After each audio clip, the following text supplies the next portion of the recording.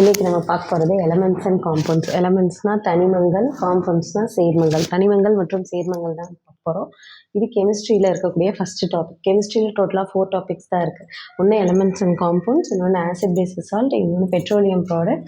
இதுக்கு அடுத்த ஃபைனல் வந்து ஃபர்டிலைசர்ஸ் அண்ட் பெஸ்டிசைட்ஸ். 4லேருந்து 6லேருந்து 7 கொஷின்ஸ் கேட்பாங்க இந்த 4 டாபிக்ஸ்லேருந்து. இதில் first topic elements and compounds. இது வந்து 8th, 9th, 10th, 11th, 12th இந்த 5 ஸ்டாண்டர்ட்ஸ்லேயுமே கவர் ஆகுது நம்ம ஸ்கூல் புக்ஸில். இப்போது ஃபர்ஸ்ட் எலமெண்ட்ஸ் அண்ட் காம்பவுண்ட்ஸ் அப்படின்னு பார்க்குறதுக்கு முன்னாடி பேசிக்காக கெமிஸ்ட்ரினாலே ஆட்டம் தான் நமக்கு தெரியும். இது நம்ம ஸ்கூல்லேருந்து நம்ம பார்த்துட்ருக்கோம் ஆட்டம்னா என்ன அப்படின்னு நமக்கு தெரியும். அதை பற்றி சில கான்செப்ட்ஸ்லாம் நமக்கு தெரியும். பட் டிஎன்பிஎஸ்சி பேசிஸில் வந்து ஆட்டம்னா சில இம்பார்ட்டன்ட் பாயிண்ட்ஸை தான் கொஷின்ஸாக கொடுப்பாங்க. அதனால தான் எல்லா பாயிண்ட்டுமே நான் அவர் எழுதி வச்சுருக்கேன். அப்படி பார்த்தீங்கன்னா ஆட்டம் அப்படின்னா அணு அப்படின்னு அர்த்தம். ஆட்டம் அப்படிங்கிறது வந்து எந்த ஒரு பார்ட்டிக்கலாக இருந்தாலும் அந்த பார்ட்டிக்கலோட ஃபைனஸ்ட், அதாவது ஃபண்டமெண்டல் யூனிட்டை தான் ஆட்டம் அப்படின்னு சொல்லுவாங்க. அதுதான் first smallest particle of an எலமெண்ட்னு சொல்கிறாங்க. இது வந்து ஸ்மாலஸ்ட் பார்ட்டிக்கல் ஆஃப் அன் எலமெண்ட்னா இருக்கிறதுலேயே ஒரு ஃபார் எக்ஸாம்பிள் என்னென்னா ஒரு மீட்டர் இது த்ரெட் இருக்குன்னு வச்சுக்கோங்களேன். ஒரு பெரிய ஒரு 1 மீட்டர் த்ரெட் இருக்குது அப்படின்னா அது வந்து எவ்வளோ சின்ன சின்ன பீசஸாக வந்து நான் ஃபைன் பீசஸாக கட் பண்ண முடியுமோ, இதுக்கு மேலே இந்த பீஸை கட்டே பண்ண முடியாதுன்னு சொல்கிற அளவுக்கு ஒரு பீஸ் இருக்குது பார்த்தீங்களா, அதுதான் இருக்கிறதுலே அதில் சின்னது. அதுதான் இதில் அதை தான் ஆட்டம் அப்படின்னு சொல்லுவாங்க. அந்த மாதிரி சின்ன சின்ன பீசஸ் எல்லாமே சேர்ந்து தான் அந்த பெரிய த்ரெட்டாக வந்து உருவாகிருக்கும். அப்போ ஒரு பார்ட்டிக்கல் அப்படின்னு இருக்குன்னா அந்த பார்ட்டிக்கலோட ஒரு சின்ன துகள் சேர்ந்து தானே அந்த பார்ட்டிக்கலை உருவாக்கியிருக்கோம். அந்த துகளை தான் நம்ம ஆட்டம் அப்படின்னு சொல்கிறாங்க. இது வந்து கெமிஸ்ட்ரி டேர்மில் சொல்லணும்னா fundamental unit of an element. அப்படி எலமெண்ட்னா ஒரு பொருள், ஏதோ ஒரு தனிமம், அந்த தனிமத்தோட அடிப்படை அலகு தான் ஆட்டம் அப்படின்னு சொல்கிறாங்க. இப்போ அந்த ஆட்டம் அப்படின்னு எப்படி நமக்கு பேர் வந்துச்சு அப்படின்னா அது ஏதோ ஒரு மொழி சொல்லிருந்து தான் எடுத்துருப்பாங்க. ஏதோ ஒரு மொழினா நம்ம வந்து கிரேக்க மொழி, லத்தீன் மொழி தான் அதிகபட்சமான வேர்ட்ஸில் வந்து நம்ம பார்த்துருக்கோம். இது வந்து கிரேக்க மொழிச்சொல். அந்த சொல் ஆட்டம் அப்படிங்கிறது எந்த கிரேக்க மொழிச்சொல்லேருந்து வந்திருக்கும்னா அட்டாமாஸ் அப்படிங்கிற கிரேக்க மொழிச்சொல்லேருந்து வந்திருக்கும். அப்போ அட்டாமாஸ் அப்படிங்கிறதுக்கு என்ன மீனிங் அப்படின்னு கேட்பாங்க. எக்ஸாம்ஸில் கேட்கணுன்னா இது ரொம்ப ஈஸியாக தான் இருக்கும், ரொம்ப பேசிக்காக தான் இருக்கும். ஆனால் என்ன அங்கே கன்ஃபியூஸ் ஆகிடும்னா ஒரு 2 ஸ்டேட்மெண்ட் கொடுத்து ஆட்டம் அப்படிங்கிற வேர்டு வந்து எதுலேருந்து டிரைவ் ஆயிருக்குன்னா லாட்டின் வேர்டு அட்டாமாஸ் அப்படிங்கிறதுலேருந்து டிரைவ் ஆயிருக்கு அப்படின்னு சொல்லிடுவாங்க. நம்மளும் வந்து கரெக்ட் தானே, அட்டாமாஸ் தானே அப்படின்னு சொல்லிட்டு நம்ம டிக் பண்ணிடுவோம். ஆனால் பார்த்தீங்கன்னா அது வந்து ஒரு கிரேக் வேர்டாக இருக்கும். அப்போது நீங்கள் வந்து அந்த கிரேக்க வார்த்தை அப்படிங்கிறதுக்கு ஒரு ஷார்ட்கட் வச்சுக்கணும். நெக்ஸ்ட் அந்த வார்த்தை என்ன அப்படிங்கிறத நீங்கள் தெரிஞ்சு வச்சுக்கணும். அந்த வார்த்தை தான் அட்டாமாஸ். அப்போ அட்டாமாஸ் அப்படிங்கிறதுக்கான மீனிங் என்ன அப்படின்னா ஸ்மாலஸ்ட் இன்டிவிசிபிள் பார்ட்டிக்கல் அப்படின்னு. ஃபஸ்ட்டு ஆட்டம் கண்டுபிடிக்கிறப்ப ஆட்டம் அப்படிங்கிறது வந்து பிளக்கவே முடியாத ஒரு பொருள் அப்படின்னு அவங்க சொன்னாங்க. பட் இப்போ இருக்கக்கூடிய ரொம்ப சயின்டிஃபிக் இன்ஸ்ட்ருமெண்ட்ஸ், சயின்டிஃபிக் மெஷின்ஸ்லாம் வர நமக்கு தெரிய ஆரம்பிச்சிச்சு ஆட்டம் வந்து பிளக்க முடியும் அப்படின்னு அவங்க சொன்னதுக்கப்புறம் தான் ஆட்டம் வந்து பிரித்து புரோட்டான், நியூட்ரான், எலக்ட்ரான்லாம் தனித்தனியாக உள்ளே இருக்குது அப்படிங்கிறதே கண்டுபிடிச்சிருக்காங்க. அப்போ ஃபஸ்ட்டு இனிஷியலாக ஆட்டம் அப்படிங்கிறத கண்டுபிடிக்கிறப்ப அது வந்து பிளக்க முடியாத பொருள் அப்படின்னு நினச்சிட்டு இது இன்டிவிசிபிள் பார்ட்டிக்கல் அப்படின்னு சொல்லியிருக்காங்க. அப்போ ஸ்மாலஸ்ட் ஆட்டம்னாலே ஸ்மாலஸ்ட் நம்ம சொல்கிறோம். அப்போ இன்டிவிசிபிள் பார்ட்டிக்கல், சிறிய பிரிக்க இயலாத துகள் அப்படின்னு சொல்லியிருக்காங்க. நெக்ஸ்ட் அட்டாமாஸ் அப்படிங்கிறதுக்கு அப்படியே ஆப்போசிட் வேர்டு ஒன்று இருக்குது. அது என்னன்னா டோமஸ் அப்படிங்கிறது ஸ்மாலஸ்ட் டிவிசிபிள் பார்ட்டிக்கல். அது பிரிக்க இயலாத துகளா, இது பிரிக்கக்கூடிய துகள். இந்த 2ம் நீங்கள் தெரிஞ்சு வச்சுக்கணும்னு நான் எழுதி வச்சுருக்கேன். நெக்ஸ்ட் ஆட்டம் பற்றி வேறு எதுவுமே இல்லை. ஆட்டம் அப்படிங்கிறது வந்து ஒரு சில பேர் ஆராய்ச்சி பண்ணி அதை பற்றி அதோட இயற்கையை பற்றி சொல்லியிருப்பாங்களா, அதோட நேச்சர் என்ன அப்படின்னு சொல்லியிருப்பாங்கல்ல.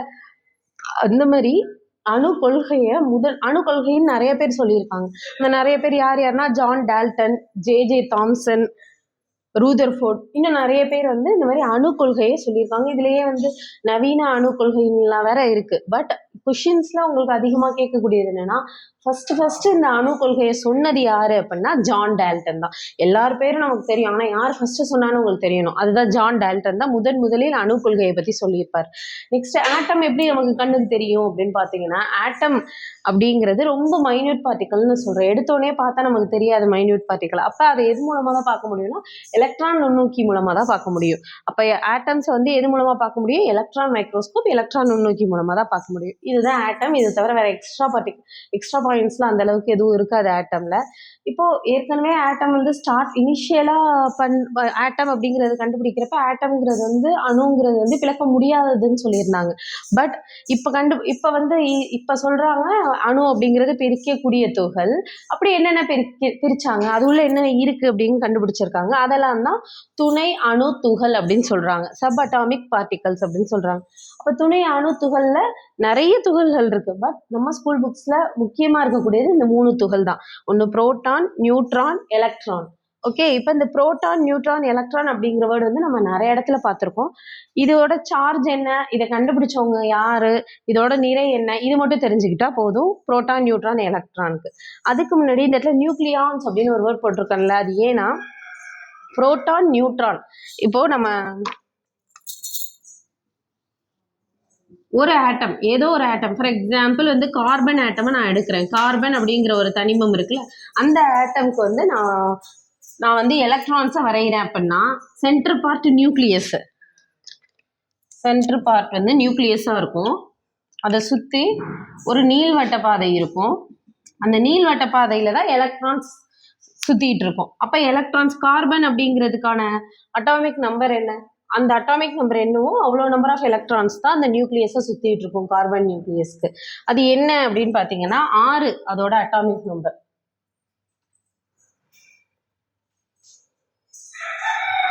6 தான் அதோட அட்டாமிக் நம்பர். அப்போ அட்டாமிக் நம்பர் 6 அப்படின்னா நம்பர் ஆஃப் எலக்ட்ரான்ஸும் 6ஆக தான் இருக்கும். அப்போ கார்பனோட எலக்ட்ரான்ஸ் எவ்வளோ இருக்கும், 6 இருக்கும். ஃபர்ஸ்ட் ஷெல்ல 2 எலக்ட்ரான்ஸ் தான் இருக்க முடியும். இதுக்கு மேலே அந்த ஃபர்ஸ்ட் ஷெல்லால் எலக்ட்ரான்ஸை வச்சுக்க முடியாது. அதனால செகண்ட் ஷெல் வரையணும். இப்போ நீங்கள் செகண்ட் ஷெல் வரைகிறீங்கன்னா அதில் எவ்வளோ எலக்ட்ரான்ஸ் இருக்கும், 6ல் 2 போயிடுச்சு, மீதி 4 எலக்ட்ரான்ஸ்.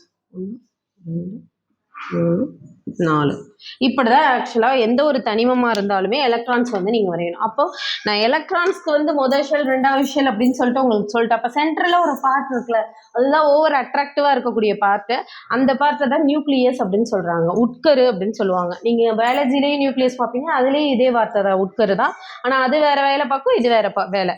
அப்போ நியூக்ளியஸ் அப்படிங்கிறது வந்து, நியூக்ளியஸை வந்து நான் என்ன போட்டிருக்கேன், நியூக்ளியஸ் கிட்டேயே நியூக்ளியான்ஸ் அப்படின்னு போட்டிருக்கேன். ஏன் அப்படின்னா நியூக்ளியஸில் 2 சப் அட்டாமிக் பார்ட்டிகல் இருக்குது. அந்த 2 சப் அட்டாமிக் பார்ட்டிகல் தான், ஒன்று புரோட்டான், இன்னொன்று நியூட்ரான். இந்த 2 வந்து கம்பைன் பண்ணி இருந்ததுன்னா அதை தான் நியூக்ளியான்ஸ் அப்படின்னு சொல்லுவாங்க. Protons, neutrons, next electrons. அப்போ இது உள்ளதான் புரோட்டான்ஸும் நியூட்ரான்ஸும் இருக்கும். இது வெளியில் இருக்கக்கூடிய ஆர்பிட்ல இருக்கக்கூடியது தான் எலக்ட்ரான்ஸ். ஓகே, நெக்ஸ்ட் இப்போ நான் இந்த 3 இதுலேயுமே வந்து இம்பார்ட்டண்ட்டாக சொல்லணும்னா இவ்வளோதான் அப்படின்னு சொன்னால், அது என்னென்ன துகள்னு தெரிஞ்சு வச்சுக்கணும். புரோட்டான், நியூட்ரான், எலக்ட்ரான்னு அதோட ஃபர்ஸ்ட் லெட்டரை வந்து அதோட சிம்பிளாக வச்சுக்கணும்.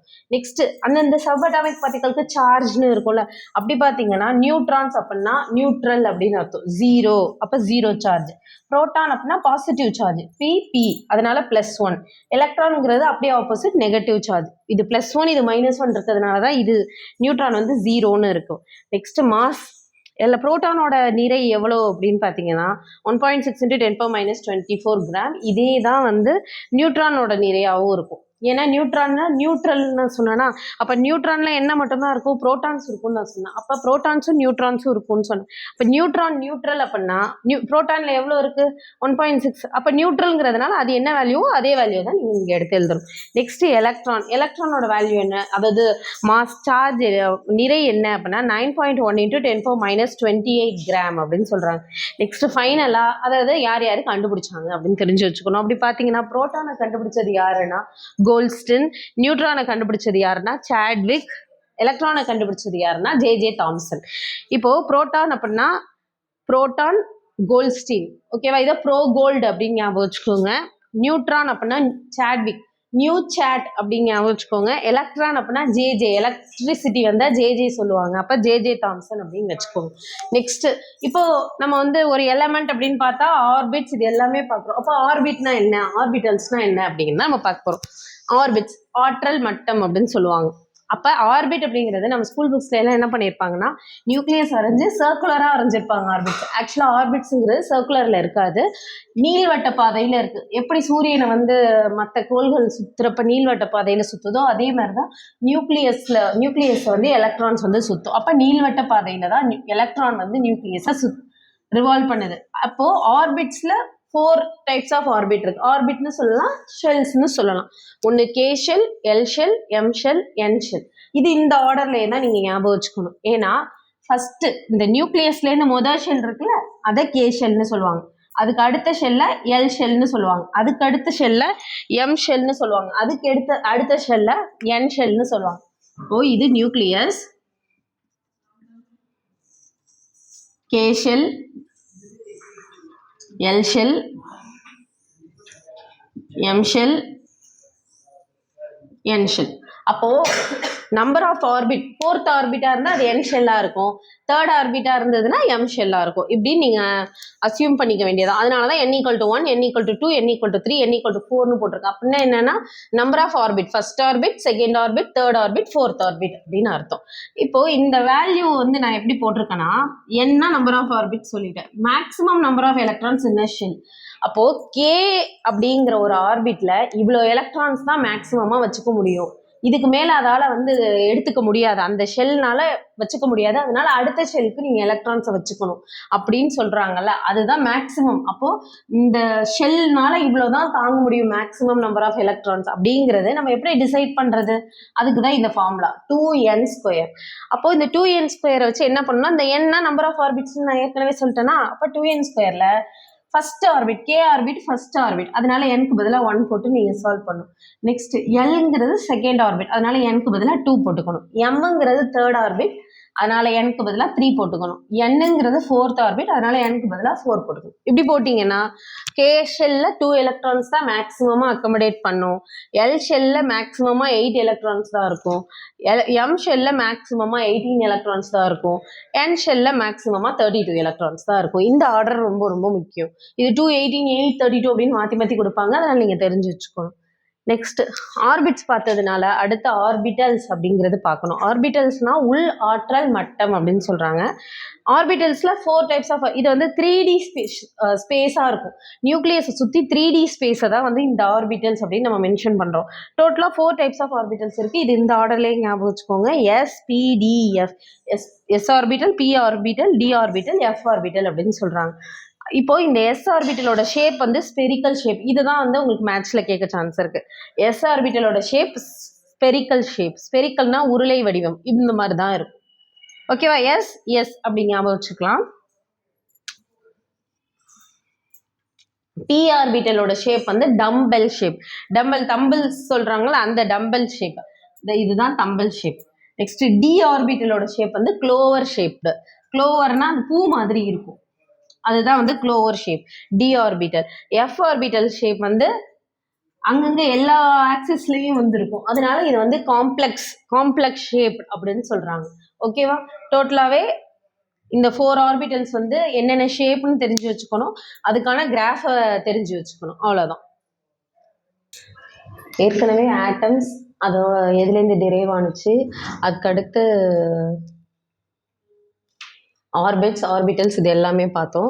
இப்போ நெக்ஸ்ட் மேட்டர், பருப்பொருள் பற்றி பார்க்க போகிறோம். ஏற்கனவே நம்ம ஸ்கூல் டேஸில் நம்ம பார்த்துருக்கோம், மேட்டர் அப்படின்னாலே there are 3 types of matter அப்படின்னு பார்த்துருக்கோம். 3 ஸ்டேட்ஸ் ஆஃப் மேட்டர்னு பார்த்துருக்கோம், படிச்சிருக்கோம். பட் நான் இங்கே 5 ஸ்டேட்ஸ்னு எழுதியிருக்கேன். அப்படின்னா என்னென்னா, இப்போ ரீசெண்டாக 2 ஸ்டேட்ஸ் வந்து இன்க்ளூட் பண்ணிட்டாங்க அதில், அதனால தான் 5 ஸ்டேட்ஸ் போட்டிருக்கேன். அதுக்கு முன்னாடி பருப்பொருள் மேட்டர் அப்படின்னா என்ன அர்த்தம்னா, ஒரு பொருள், ஓகேவா, ஒரு இடத்த அடைச்சிக்கிட்டு அந்த ஒரு பொருள் இருந்ததுன்னா அதை தான் மேட்டர்னு சொல்லுவாங்க. இப்போ ஒரு சின்னதாக ஒரு பாக்ஸ் இருக்குது, அந்த பாக்ஸ் ஃபுல்லாகவுமே கவர் பண்ணுற மாதிரி நீங்கள் ஒரு பீஸ் கல்லை வச்சுருந்தீங்கன்னா அப்போ அதுதான் நீங்கள் அந்த இடத்துல பருப்பொருள்னு சொல்லுவாங்க. அதில் 5 ஸ்டேட்ஸ் இருக்குது. என்னென்ன ஸ்டேட்னா, ஆக்சுவலாக நமக்கு தெரியும், சாலிட், லிக்விட், கேஸ் எல்லாமே நமக்கு தெரியும். இப்போ எக்ஸ்ட்ராவாக 2 என்னன்னா, ஒன்று பிளாஸ்மா, இன்னொன்று போஸ்-ஐன்ஸ்டீன் கண்டென்சேட். இதுதான் fourth state of matter. Next 5th state of matter.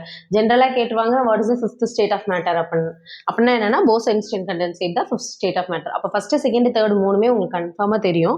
4th and 5th மட்டும் என்ன அப்படிங்கிறதுக்கு தெரிஞ்சு வச்சுக்கோங்க. 4th ஸ்டேட் ஆஃப் மேட்டர் வந்து plasma, 5th state of matter வந்து Bose Einstein condensate. Solid, liquid, gas தெரியுங்கிறதுனால ஒரு சின்ன பாயிண்டாவே போட்டேன். சாலிட் அப்படின்னா திண்மம், அதில் பார்ட்டிகல்ஸ் எப்படி அரேஞ்ச் ஆயிருக்கும், இப்படிதான் சாலிட் இருக்கும். இப்போ ஃபார் எக்ஸாம்பிள் இந்த டஸ்டர் அப்படிங்கிறது ஒரு சாலிடா எடுத்துக்கிட்டிங்கன்னா, அது உள்ள இருக்கக்கூடிய பார்ட்டிகல்ஸ் இப்படிதான் அரேஞ்ச் ஆயிருக்கும். இந்த பார்ட்டிகல்ஸ் வந்து ஒரு பார்ட்டிகலுக்கும் இன்னொரு பார்ட்டிகல் நடுவில் கேப்பே இருக்காது, இருக்கும், ரொம்ப மைன்யூட் ஸ்பேஸ் தான் இருக்கும். ஓகேவா? அதனால இது உள்ள இருக்கக்கூடிய பார்ட்டிகல்ஸ் வந்து டைட்டா பேக் ஆயிருக்கா, அதுதான் பார்ட்டிகல்ஸ் டைட்லி பேக்டு. நெக்ஸ்ட் அது உள்ள இன்டர் அட்டாமிக் ஸ்பேஸ் அப்படின்னு ஒரு வேர்ட் போட்டிருக்கோம். இன்டர் அட்டாமிக் ஸ்பேஸ்னா இந்த பார்ட்டிக்கல்குள்ள இருக்கக்கூடிய சின்ன சின்ன ரவுண்ட் தான் ஒவ்வொரு ஆட்டம். அப்போ ஒரு ஆட்டம்க்கும் இன்னொரு ஆட்டம்க்கும் நடுவில் இருக்கக்கூடிய ஸ்பேஸ் தான் இன்டர் அட்டாமிக் ஸ்பேஸ். அப்போ இன்டர் அட்டாமிக் ஸ்பேஸ் இங்கே உங்களுக்கு தெரியுதா? ரொம்ப கம்மியாக தான் தெரியுது. இங்கெல்லாம் கேப் இருக்குல்ல, அதுதான். அதனால தான் அது வெரி லோ அப்படின்னு போட்டிருக்கேன். நெக்ஸ்ட் இன்டர் அட்டாமிக் அட்ராக்ஷன் அப்படின்னு போட்டிருக்கேன். இன்டர் அட்டாமிக் ஸ்பேஸ் வேற, இன்டர் அட்டாமிக் அட்ராக்ஷன் வேற. இன்டர் அட்டாமிக் அட்ராக்ஷன்லாம் இந்த ஆட்டமும் வந்து பைண்ட் பண்ணி இருக்க ஒரு அட்ராக்ஷன் ஃபோர்ஸ் இருக்குல்ல, அதுதான் இன்டர் அட்டாமிக் அட்ராக்ஷன் அப்படின்னு சொல்றாங்க. அது அதிகமா இருக்கும். அதனாலதான் ஒண்ணுக்கு ஒண்ணு அவ்வளோ க்ளோஸா இருக்கு. அப்போ இன்டர் அட்டாமிக் அட்ராக்ஷனும் இன்டர் அட்டாமிக் ஸ்பேஸும் இன்வெர்ஸ்லி ப்ரொபோர்ஷனல்.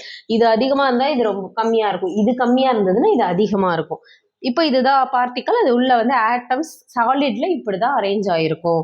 எக்ஸாம்பிள் நீங்க எது வேணாலும் போட்டுக்கலாம், வுட்டு, ஸ்டோன், பாக்ஸ் எல்லாமே போட்டுக்கலாம். நெக்ஸ்ட் சாலிட் முடிச்சாச்சு. நெக்ஸ்ட் லிக்விட்னா திரவம். இப்போ ஒரு வாட்டர் பாட்டிலில் வந்து தண்ணி இருக்கு, அது அந்த சாலிட் அந்த என்ன பொருளில் வைக்கிறோமோ அதுக்கேற்ற மாதிரி ஷேப்பை வந்து லிக்விட் மாற்றிக்கும்.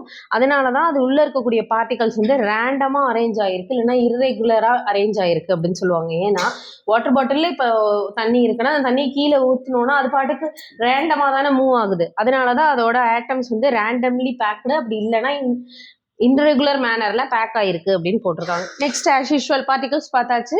இன்டர் அட்டாமிக் ஸ்பேஸ் அங்கே எப்படி இருக்கு? இதை விட அந்த இடத்துல வந்து கொஞ்சம் அதிகமாகவே இருக்கு. அப்போ இன்டர் அட்டாமிக் ஸ்பேஸ் வந்து ஹை, லோன்னு போட்டிருக்கேன். இங்கே வெரி லோ, இது ஹை, வெரி ஹைன்னு போடல, ஹைன்னு போட்டிருக்கு. அப்போ இன்டர் அட்டாமிக் ஸ்பேஸ் வந்து ஹை.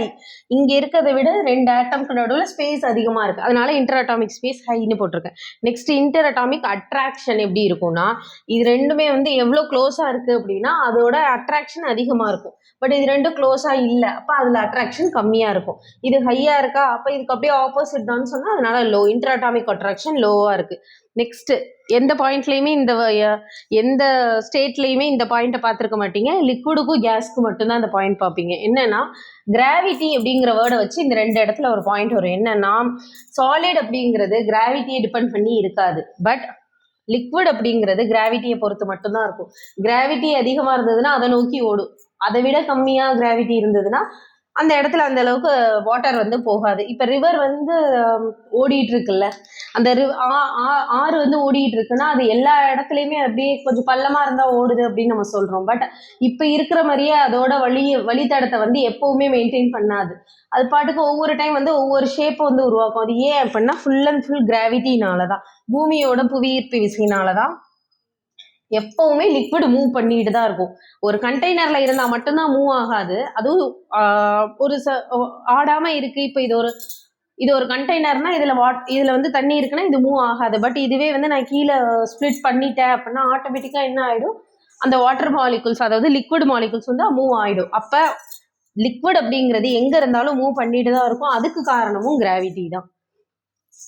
ஒரு பார்ட்டிக்கல்ல லிக்விட் ஆட்டம்ஸ் வந்து எப்படி அரேஞ்ச் ஆயிருக்குன்னு பார்த்துக்கோங்க. Next example water.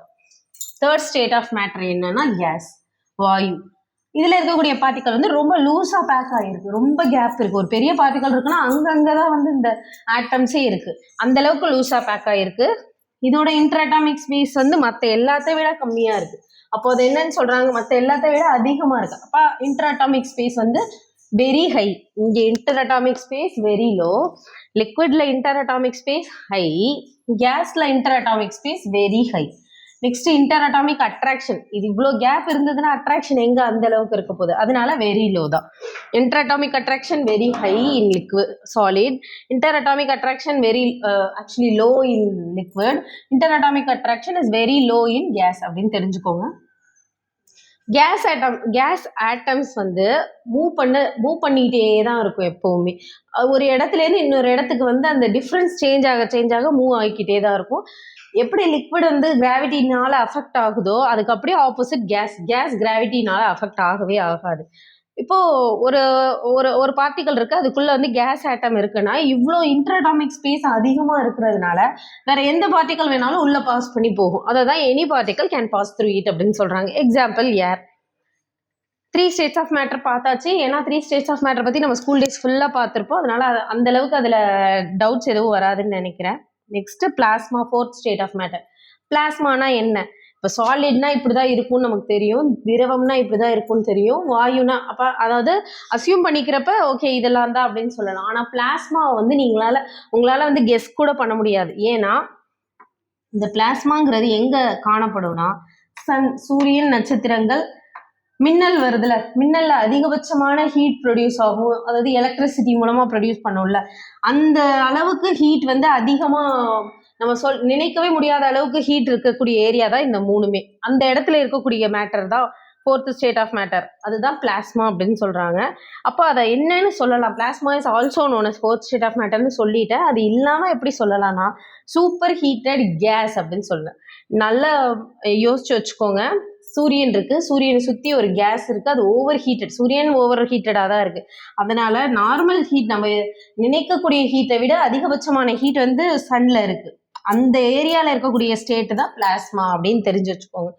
அந்த இடத்துல என்ன ஆகுனா கேஸ், இது வரைக்கும் தேர்ட் ஸ்டேட்டு கேஸ்ன்னு தான் பார்த்தீங்க. ஆனால் பிளாஸ்மாங்கிறது அந்த கேஸே வந்து என்னமாக மாறிடும்னா ரேடியேஷனாக மாற ஆரம்பிச்சிடும். ஹீட் அதிகமாக ரேடியேஷன் ஆகுறதுனால தான் அதை சூப்பர் ஹீட்டட் கேஸ் அப்படின்னு சொல்கிறாங்க. Next Bose Einstein condensate. Bose Einstein condensate வந்து பிளாஸ்மாவுக்கு அப்படியே ஆப்போசிட். ஏன்னா இது சூப்பர் ஹீட்டட் கேஸ், அது super cooled solids. Super cool சாலிட்ஸ்னா ஐஸ் கியூப்னு எடுக்கக்கூடாது. ஐஸ் கியூப்லாம் நம்ம சொல்லக்கூடிய டிகிரியில தான் இருக்கும். ஆனால் சூப்பர் கூல்டு சாலிட்னா நம்ம நினைக்கவே முடியாத அளவுக்கு கம்மியான டெம்பரேச்சர்ல இருக்கும். எப்போ எவ்வளோ டெம்பரேச்சர்ல இருக்கும்? Nearly absolute zero. அப்சல்யூட் ஜீரோனா என்ன வேல்யூ அப்படின்னா 0 கெல்வின் அப்படின்னு சொல்லுவாங்க, இல்லைன்னா -273 டிகிரி கெல்வின், -273 டிகிரி செல்சியஸ். இந்த ரெண்டுமே ஒன்று தான், அதை தான் அப்சல்யூட் ஜீரோன்னு சொல்றாங்க. அந்த அப்சல்யூட் ஜீரோ டெம்பரேச்சருக்கு நியரா போயிடுமா இந்த போஸ்-ஐன்ஸ்டீன் கண்டென்சேட்டோட டெம்பரேச்சர். இப்படின்னு இதை ஏன் போஸ்-ஐன்ஸ்டீன் கண்டென்சேட், இதுக்கு முன்னாடி இருக்க வேர்ட்லாம் வந்து சாலிட், லிக்விட், கேஸ், பிளாஸ்மா அப்படின்னு இருக்கு. பட் இதுக்கு ஏன் போஸ்-ஐன்ஸ்டீன் கண்டென்சேட்னு 2 சயின்டிஸ்ட் நேம் கொடுத்துருக்காங்க அப்படின்னு பார்த்தீங்கன்னா, போஸ்னா சத்யேந்திரநாத் போஸ், ஐன்ஸ்டீன்னா ஆல்பர்ட் ஐன்ஸ்டீன். இவங்க 2 பேருமே வந்து இந்த ஃபிஃப்த் ஸ்டேட் ஆஃப் மேட்டர் பற்றி நிறைய ஆராய்ச்சி பண்ணி ஒரு தியரி கொடுக்குறாங்க. எப்போ 1924 கொடுக்குறாங்க.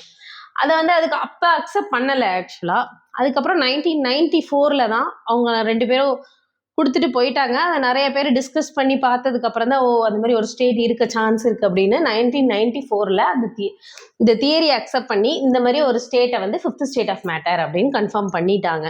பட் கொஞ்ச நாள் கழிச்சு தான் நமக்குலாம் தெரிய ஆரம்பிச்சிச்சு. போஸ்-ஐன்ஸ்டீன் வந்து தியரி கொடுத்தாங்கன்னு சொல்லலாம் 1924 இந்த போஸ்-ஐன்ஸ்டீன் கண்டென்சேட் பற்றி. இவங்க எந்த ஆட்டம்ல இதை ஆராய்ச்சி பண்ணாங்கன்னு கேட்பாங்க. எந்த ஆட்டம்ல பண்ணாங்கன்னா ருபீடியம் அப்படிங்கிற எலமெண்டோட ஆட்டம்ஸ்ல தான் இவங்க வந்து ஆராய்ச்சி பண்ணி இந்த தியரியை ரிலீஸ் பண்ணியிருப்பாங்க. பருப்பொருள் அப்படிங்கிறதோட 5 ஸ்டேட்ஸ் நம்ம பார்த்துட்டோம். இப்போ நெக்ஸ்ட்டு எலமெண்ட்ஸ் அண்ட் காம்பவுண்ட்ஸில் தான் இந்த டாப்பிக்கில், இதெல்லாம் பேசிக் டாபிக்ஸ். அப்போ எலமெண்ட்ஸ் அண்ட் காம்பவுண்ட்ஸில் நெக்ஸ்ட் எலமெண்ட்னா என்ன, காம்பவுண்ட்னா என்னன்னு தெரியணும்ல. ஆட்டம் பார்த்தீங்க, அதுக்கடுத்து ஆர்பிட்ஸ்லாம் பார்த்தோம், ஷெல்லாம் பார்த்தோம், electron, proton, neutron, subatomic particle பார்த்தோம். அதுக்கடுத்து பருப்பொருள் அப்படிங்கிற மேட்டர் பார்த்தோம். அதில் 5 ஸ்டேட்ஸ் பார்த்துட்டோம். நெக்ஸ்ட் எலமெண்ட்ஸ்னா என்ன, காம்பவுண்ட்ஸ்னா என்னன்னு தெரிஞ்சுக்கணும். அதுக்கான டிஃப்ரென்ஸ் ரொம்ப ரொம்ப முக்கியம். எலமெண்ட்ஸ் அப்படின்னா என்னன்னா பியூரஸ்ட் சப்ஸ்டன்ஸ் அப்படின்னு நீங்கள் போட்டிருக்கேன். ஆக்சுவலாக முதல்ல எக்ஸாம்பிள்லேருந்து வரலாம். எலமெண்ட்ஸ் அப்படின்னா இப்போ நம்ம தனிம வரிசை அட்டவணை அப்படின்னு பீரியாடிக் கிளாசிஃபிகேஷன், பீரியாடிக் டேபிள் அப்படின்னு சொல்லிட்டு ஒரு இது கெமிஸ்ட்ரினாலே நம்ம பார்ப்போம். அதாவது கெமிஸ்ட்ரியில் இருக்கக்கூடிய எல்லா எலமெண்ட்ஸும் அதில் வந்து அரேஞ்ச் ஆகிருக்கும். கரெக்டாக 118 எலமெண்ட்ஸ் இருக்குது டோட்டலாக கெமிஸ்ட்ரியில் இது வரைக்கும் கண்டுபிடிச்சிருக்காங்க. அந்த 118 எலமெண்ட்ஸ் வந்து 94 எலமெண்ட்ஸ் வந்து இயற்கையாகவே நமக்கு கிடைச்சிச்சு. 24 எலமெண்ட்ஸ் வந்து லேப்ல நம்ம டெஸ்ட் பண்ணி அப்படி ஆராய்ச்சி பண்ணி உருவாக்கியிருக்காங்க. அப்போ 94, 24 இது தெரிஞ்சுக்கோங்க. 118 எலமெண்ட்ஸ் மொத்தமாக கண்டுபிடிச்சிருக்காங்க. ஓகே, இப்போ இந்த எலமெண்ட்ஸ்லாம் வந்து இப்போ எக்ஸாம்பிள் ஃபர்ஸ்ட் எலமெண்ட் எது, தனிவரிசை அட்டவணையில் ஹைட்ரஜன் தான் ஃபர்ஸ்ட் எலமெண்ட். அப்போ first element, second element, third element அப்படிங்கிறது எதை பொறுத்து சொல்றீங்கன்னா அதில் இருக்கக்கூடிய நம்பர் ஆஃப் புரோட்டான் அளவு, அப்படி இல்லைன்னா நம்பர் ஆஃப் எலக்ட்ரான் அளவு பேஸ் பண்ணி தான் சொல்றாங்க. அல்லது புரோட்டான் அல்லது எலக்ட்ரான் ரெண்டும் சேர்த்து கிடையாது. புரோட்டான் அளவு அல்லது எலக்ட்ரான் அளவு வச்சு தான் நம்ம வந்து இந்த எலமெண்ட்ஸ் எல்லாம் வந்து அரேஞ்ச் பண்ணுறோம். அப்போ புரோட்டான்ஸ் அளவை வந்து எவ்வளோன்னு இப்போ நம்பர் ஆஃப் புரோட்டான்ஸ் அளவை சொல்கிறது தான் அட்டாமிக் நம்பர் அப்படின்னு சொல்கிறாங்க. இப்போ அட்டாமிக் நம்பர் 1 இருந்ததுன்னா அதுதான் ஹைட்ரஜன் சொல்லுவாங்க. ஓகேவா. நெக்ஸ்ட் அட்டாமிக் நம்பர் 2 இருந்ததுன்னா அது ஹீலியம்னு சொல்லுவாங்க. இதுக்கு அடுத்து 3 4 அப்படின்னு வந்துட்டு இருக்கும். அட்டாமிக் நம்பர் 6 இருந்ததுன்னா கார்பன் அப்படின்னு சொல்லுவாங்க. அப்போ இதெல்லாம் தான் இந்த மாதிரி தான் வந்து அரேஞ்ச் பண்ணி வச்சிருக்காங்க பீரியாடிக் டேபிள்ல. அப்போ இந்த ஒவ்வொரு எலமெண்ட் சொல்றேன்ல, இந்த ஒவ்வொரு எலமெண்ட் சிங்கிளா இப்போ இந்த ஒரு எலமெண்ட் எடுத்துக்கிறீங்க. இப்போ எக்ஸாம்பிள் நான் வந்து இந்த மாதிரி ஒரு பாக்ஸ்ல இந்த மாதிரி ஒரு பாக்ஸ் மாதிரி இந்த ஷேப்ல ஒன்று இருக்குன்னா அது வந்து ஃபுல்லா கார்பன்னு வச்சுக்கோங்களேன். இந்த கார்பன்ல இருக்கக்கூடிய ஆட்டம் இருக்குல்ல அது உள்ள, அது எல்லாமே எந்த ஆட்டம் எடுத்தாலும் அது கார்பனோட நேச்சரோட தான் இருக்கும்.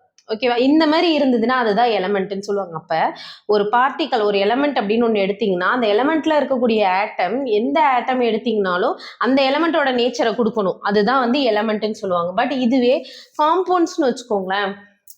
வாட்டர் எடுத்துக்கோங்க, இல்லைன்னா சால்ட், கல் உப்பு நம்ம வீட்டில் யூஸ் பண்ணுறோம்ல அந்த சால்ட்டு NaClன்னு சொல்லுவாங்க. அந்த சால்ட்டை அதை எடுத்துட்டிங்கன்னா NaClங்கிறது ஒரே எலமெண்ட் கிடையாது. அந்த உப்பை உடச்சி எடுத்துக்கிட்டிங்கன்னா அதில் சோடியம் மட்டும் இருக்காது, குளோரின் மட்டும் இருக்காது. ரெண்டும் கம்பைன் பண்ணி ஒரு கெமிக்கல் ரேஷியோவில் கம்பைன் பண்ணி தான் இருக்கும். அப்போ இந்த மாதிரி 2 எலமெண்ட் ஏதோ ஒரு கெமிக்கல் ரேஷியோவில் கம்பைன் பண்ணி ஒரு ப்ராடக்டை கொடுத்ததுன்னா அதுதான் காம்பவுண்ட், சேர்மம் அப்படின்னு சொல்லுவாங்க. 2 சேர்ந்து இருக்கிறதுனால சேர்மம். இது தனிமம், தனியாக தானே இருக்கும், ஒவ்வொரு எலமெண்ட்டாக இருக்குல்ல, அதனால அது தனிமம் அப்படின்னு சொல்கிறாங்க. இதுவும் பியூரஸ்ட் தான். இது வந்து ஒரு எலமெண்ட் இருக்கிறதுனால இது பியூரஸ்ட், இது 2 எலமெண்ட் சேர்ந்து இருக்கிறதுனால பியூரஸ்ட் இல்லைன்னு கிடையாது. அதுவும் பியூரஸ்ட் ஃபார்ம் தான், இதுவும் பியூரஸ்ட் ஃபார்ம் தான். இது சிங்கிள் எலமெண்டோட பியூரஸ்ட் ஃபார்ம், இது 2 3 எலமெண்டோட ஜாயின் பண்ணி இருக்கக்கூடிய purest form. Same type of atom நான் சொன்னேன்ல, அந்த இடத்துல கார்பன் ஒரு ஃபுல் கார்பன் எடுத்துக்கிட்டிங்கன்னா அது உள்ள இருக்கக்கூடிய ஆட்டம்ஸ் எதை எடுத்தாலும் சேம் கார்பன் ஆட்டம் தான் இருக்கும். அதுதான் சேம் டைப் ஆஃப் ஆட்டம். இதுவே NaClன்னு எடுத்துக்கிட்டிங்கன்னா ஒரு இடத்துல Na இருக்கும், ஒரு இடத்துல Cl இருக்கும். அப்போ டிஃப்ரெண்ட் டைப்ஸ் ஆஃப் ஆட்டம்ஸ் இருக்கும். 118 எலமெண்ட்ஸ் தான் இருக்கு எலமெண்ட்ஸ். ஆனால் காம்பவுண்ட்ஸ்ன்னு பார்த்தீங்கன்னா நம்ம நம்பர் சொல்லவே முடியாது. ஏன்னா ஏதாச்சும் 2 எலமெண்ட்டை சேர்த்து நம்ம காம்பவுண்ட்ஸை ஒரு கெமிக்கல் ரேஷியோவில் கொண்டு வந்துடலாம். அதனால இன்ஃபைனைட் நம்பர் ஆஃப் காம்பவுண்ட்ஸ் இருக்கு. ஏன்னா different elements in certain ratio வந்து அதிகபட்சமான காம்பவுண்ட்ஸை உருவாக்கலாம். நெக்ஸ்ட் எலமெண்ட்ஸோட சிம்பிள்ஸ் எப்படி போடுவீங்க, காம்பவுண்ட்ஸோட சிம்பிள்ஸ் எப்படி போடுவீங்க அப்படின்னு பார்த்தீங்கன்னா, எலமெண்ட்ஸோட சிம்பிள்ஸ் அந்த எலமெண்ட்டோட பேரோட ஃபர்ஸ்ட் லெட்டரா இருக்கும் மோஸ்டா. சப்போஸ் வந்து 2 எலமெண்ட்ஸ்க்கு ஒரே ஃபர்ஸ்ட் லெட்டர் இருக்கு அப்படின்னா 2 லெட்டரை எடுத்துக்குவாங்க. எக்ஸாம்பிள் பார்த்தீங்கன்னா கார்பன், கால்சியம், இது 2க்குமே சி தானே. அப்போ சின்னு போட்டால் நமக்கு கன்ஃபியூஸ் ஆகும்ல. அதனால என்ன பண்ணிடுவாங்க, எடுத்தோன்னு ஃபர்ஸ்ட்ல ஒரு சி வருதுன்னா அதை வெறும் சின்னு போட்டுக்குவாங்க. அதுக்கு அடுத்து வர சி வந்து என்னன்னு போடுவாங்க, அடுத்து 2 லெட்டரை சேர்த்து எடுத்துக்குவாங்க. அப்போ CA அப்படின்னு போடுறாங்க. புரியுதா. கார்பனுங்கிறது 6, கால்சியம்ங்கிறது 20. அப்போ கார்பன் தானே முதல்ல வரும். கார்பனோட அட்டாமிக் நம்பர் தான் 6. அப்போ அதுதான் ஃபர்ஸ்ட் வரும். அதனால ஒரு லெட்டர் மட்டும் எடுத்துட்டாங்க. அதுக்கு அடுத்து வர CA வந்து 2 லெட்டராக எடுத்துட்டாங்க. இப்படிதான் வந்து சிம்பிள்ஸை வந்து ரெப்ரசென்ட் பண்ணுவாங்க எலமெண்ட்ஸ். அப்போ எலமெண்ட்ஸ்க்கு இருக்கக்கூடிய வார்த்தையில் இருக்க ஃபர்ஸ்ட் லெட்டரோ செகண்ட் லெட்டரோ எடுத்து போட்டுருவாங்க சிம்பிள்ஸா. பட் காம்பவுண்ட்ஸ்க்கு என்ன பண்ணிடுவாங்கன்னா அதோட கெமிக்கல் ஃபார்முலான்னு, அது என்ன கெமிக்கல் ரேஷியோவில் ஃபார்ம் ஆகுதுன்னு நம்ம பார்க்குறோம்ல, அப்போது அதுக்கேற்ற மாதிரி கெமிக்கல் ஃபார்முலால போடுவாங்க. இப்போ NaCl இதில் அப்படியே NAயோட ஃபர்ஸ்ட் 2 லெட்டரும் CLோட ஃபர்ஸ்ட் லெட்டரும் அப்படியே எடுத்து எழுதிட்டாங்க. இதுக்கு அடுத்து நிறையா வரும். அந்த மாதிரி இருக்கிறதெல்லாம் வந்து நம்ம கெமிக்கல் ஃபார்முலா பேஸ் பண்ணி தான் அவங்க சிம்பிள்ஸ் வந்து ரெப்ரசன்ட் பண்ணுவாங்க. நெக்ஸ்ட் எலமெண்ட்ஸ் வந்து உடைக்க முடியாது. ஏன்னா இப்போ கார்பன் எடுத்துக்கிட்டிங்கன்னா அது கார்பனா மட்டும்தான் உடையும். பட் இதுவே NaClன்னு எடுத்துக்கிட்டிங்கன்னா Naவும் உடையும், CLவும் உடையும் கெமிக்கல் ரியாக்ஷன் மூலமா. அப்போ இதை வந்து உடைக்க முடியாது அப்படின்னு சொல்லுவாங்க. உடைச்சு வேற ஒரு பொருளை உருவாக்க முடியாது, அதனாலதான் அது உடைக்க முடியாதுன்னு சொல்லுவாங்க. பட் NaCl உடைச்சா Na தனியாகவும் Cl தனியாகவும் எடுக்கலாம்ல, அதனாலதான் அது broken down அப்படின்னு போட்டிருக்காங்க. எக்ஸாம்பிள் நான் ஏற்கனவே உங்களுக்கு சொல்லியிருக்கேன். H2 அப்படின்னா 2 ஹைட்ரஜன் ஆட்டம் பாண்ட் ஆயிருக்கு அப்படின்னு அர்த்தம். ஆக்சிஜன்னா 2 ஆக்சிஜன் ஆட்டம். ஆர்கன்னா அது வந்து ஒரு மந்த வாயு, தனியா தான் இருக்கும் எப்பவுமே. அதனால AR. F ஃப்ளூரின் ஒரு எலமெண்ட் தான், ஒரு ஆட்டம் தான். கார்பனும் ஒரு ஆட்டம் தான், C. நெக்ஸ்ட் NaCl அப்படின்னு எடுத்துட்டிங்கன்னா NAங்கிற ஒரு எலமெண்ட்டும் Cl அப்படிங்கிற ஒரு எலமெண்ட்டும் சேர்ந்து தான் வந்து NaCl அப்படிங்கிற காம்பவுண்ட்ஸை ப்ரொடியூஸ் பண்ணியிருக்கோம். நெக்ஸ்ட் H2O வாட்டர் எடுத்துக்கிட்டிங்கன்னா 2 ஹைட்ரஜன் ஆட்டமும் ஒரு ஆக்சிஜன் ஆட்டமும் சேர்ந்து வாட்டர் உருவாக்கியிருக்கும். NaHCO3னா சோடியம் பைகார்பனேட். இது என்ன பண்ணோம்னா ஒரு சோடியம் ஆட்டம், ஒரு ஹைட்ரஜன் ஆட்டம், ஒரு கார்பன் ஆட்டம், 3 ஆக்சிஜன் ஆட்டம் சேர்த்து தான் வந்து NaHCO3 வந்து ப்ரொடியூஸ் பண்ணியிருப்பாங்க. இவ்வளோதான் வந்து எலமெண்ட்ஸோட டிஃப்ரென்ஸும் காம்பவுண்ட்ஸோட டிஃப்ரென்ஸும். இந்த 2 தெரிஞ்சு வச்சுக்கிட்டிங்கனாலே ஓரளவுக்கு உங்களுக்கு தெரியும் எலமெண்ட்ஸ்னா என்ன, காம்பவுண்ட்ஸ்னா என்ன அப்படின்னு. நெக்ஸ்ட் கிளாஸில் வந்து நம்ம பீரியாடிக் கிளாசிஃபிகேஷன், பீரியாடிக் டேபிள் பற்றி ஃபுல்லாக பார்க்கணும். அதில் பிளாக்ஸ்லாம் இருக்குது, S block, P block, D block, F பிளாக்னு இதெல்லாம் பார்க்கணும். அது இல்லாமல் காம்பவுண்ட்ஸில் நம்ம நிறைய பார்க்க வேண்டியதாக இருக்கும். அதில் சில கெமிக்கல் ஃபார்முலா வச்சு கொஷின்ஸ் கேட்பாங்க, இல்லை ஏதாச்சும் வேர்ட் வச்சு இதுக்கு அந்த கெமிக்கல் ஃபார்முக்கு இன்னொரு பேர் இருக்கும், அந்த பேர் கொடுத்து இதோட கெமிக்கல் ஃபார்முலா என்னன்னு கேட்பாங்க. அதனால் இது மட்டும் இதுக்கப்புறம் அதெல்லாம் பார்க்கலாம். அவ்வளோதான். இன்றைக்கி இது பார்த்தது வந்து மேட்டர் பருப்பொருள் பார்த்துருக்கோம். நெக்ஸ்ட்டு அந்த பருப்பொருளில் 5 ஸ்டேட்ஸ் பார்த்துட்டோம். அதுக்கடுத்து எலமெண்ட்ஸ் அண்ட் காம்பவுண்ட்ஸ் அப்படின்னா என்ன, அதோட டிஃப்ரென்ஸ் பார்த்துட்டோம்.